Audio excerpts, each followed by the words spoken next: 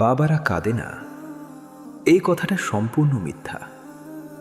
আমরা অনেকেই ভাবি বাবারা কাঁদে না, বাবারা শক্ত, বাবারা অনুভূতিহীন। কিন্তু সত্যিটা একটু আলাদা।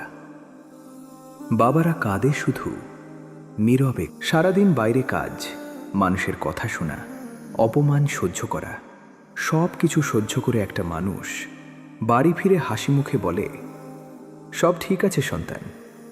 কিছু চাইলে সে নিজের প্রয়োজন ভুলে যায়, নিজের শখ, নিজের স্বপ্ন সব কিছু ছেড়ে দেয় শুধু সন্তানের জন্য। কিন্তু একটা সময় আসে যখন সব কিছু তার পক্ষে সামলানো কঠিন হয়ে যায়।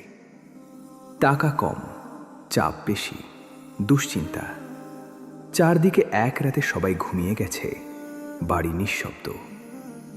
বাবা একা বসে আছেন হিসাবের খাতা সামনে, কিছু বেল, কিছু অসম্পূর্ণ স্বপ্ন। হঠাৎ তার চোখ ভিজে ওঠে। সে কাঁদে, কিন্তু শব্দ করে না, কারণ সে জানে সে কাঁদলে পুরো পরিবার ভেঙে পড়বে।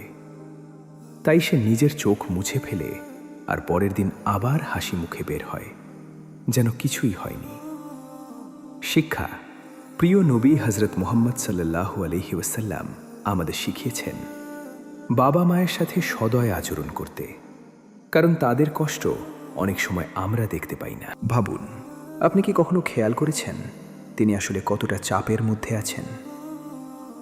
হয়তো আপনার বাবা কখনো বলেন না আমি ক্লান্ত, কিন্তু তিনি ক্লান্ত।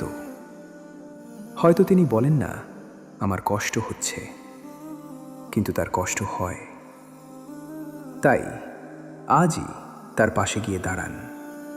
একবার জিজ্ঞেস করুন, বাবা আপনি ঠিক আছেন? যদি আপনি আপনার বাবাকে ভালোবাসেন, কমেন্টে লিখুন, আমার বাবা আমার শক্তি।